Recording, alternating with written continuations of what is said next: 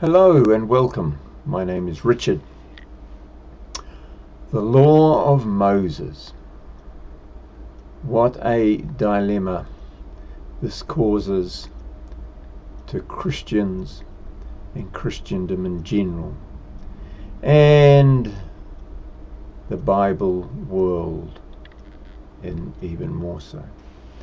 How much of the Old Testament should Christians be obeying? The simple answer is 0. Yes, 0. In fact, the simple answer, how much should the Jews be obeying? 0. How much should any person in this world be obeying of the law of Moses, the Old Covenant? 0.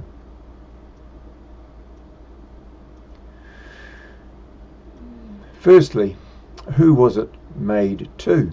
We read in the opening verses of Exodus 20 that God made the covenant with the people he took out of the land of Egypt, i.e. the seed of Jacob, the 12 tribes of Israel. That's who the laws were written down for.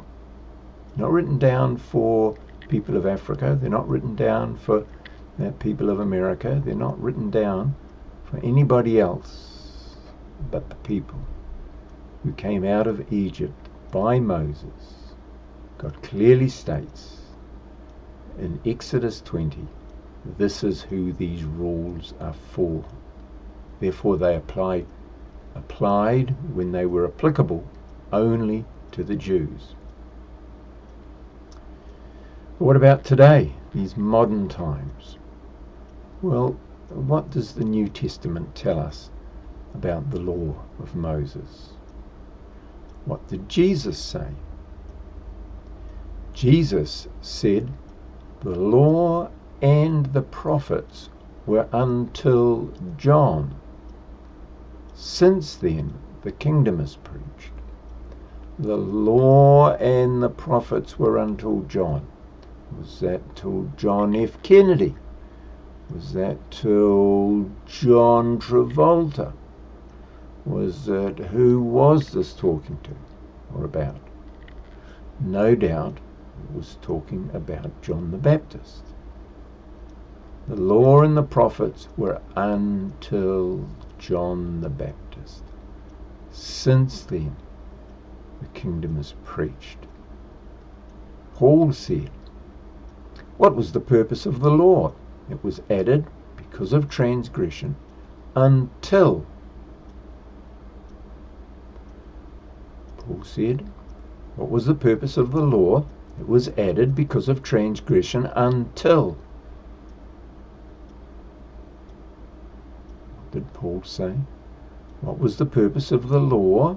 It was added because of transgression until the seed should come, to whom the promises are made. And he says, and to thy seed, which is Christ. Who is the seed that the law and the prophets applied until the coming of the seed? Until the coming of Christ.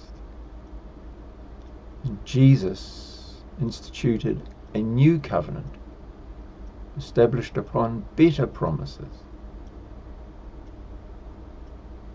Paul said, Christ has abolished in his flesh the law of commandments contained in ordinances. Christ has abolished in his flesh the law of commandments contained in ordinances. Christ has abolished the law of commandments contained in ordinances. What does abolished mean? We think about the abolition of whaling. We think about the abolition of slavery. Those things that are no more. Equally, the abolition of the law. No more. Well, you might say, well, what rules do we keep? Well, the New Testament says we obey every ordinance of man for the Lord's sake, whether it be to the king as supreme, or to governors sent by him for the punishment of evildoers and for the praise of them that do well. So, if you want rules, we just obey the rules of the country we're in. If we live in this country, well, we obey their rules. If we live in that country, we obey their rules when we're there. When we're in another country, we obey the rules there. In Hebrews, talking about the law, it says that which decays and becomes greatly old or waxes old is ready to vanish away. And the law now has vanished away. It all vanished away. It certainly vanished away post 70 AD with the destruction of the temple. But some would say, well, Jesus said, I didn't come to destroy the law, but to fulfill. True.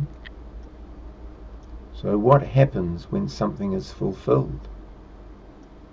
If Jesus didn't fulfill the law, it would still be in existence. But Jesus fulfilled it. What happens when something's fulfilled? If you've got a mortgage, and you fulfill all your repayments on your mortgage, what happens to the mortgage? It disappears. You're loaning some money on a car, and you repay all that is owed on your car loan. What happens to the loan? It disappears.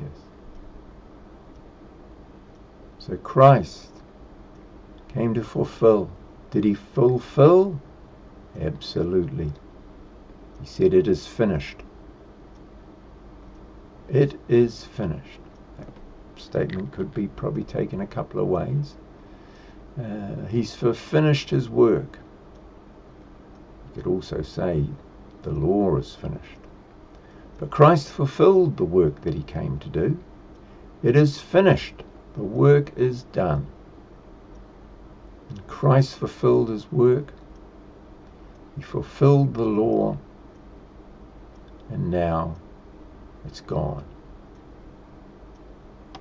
Does it have parabolic implication that is very helpful for the New Testament? Yes, indeed. Does it have rules and commandments for us to keep? No, it doesn't. So be free, my people, or my brothers and sisters. Be free from the law. Be free from holy days.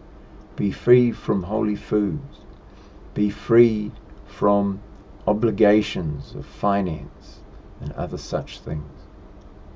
Be free to love God and walk with him in faith.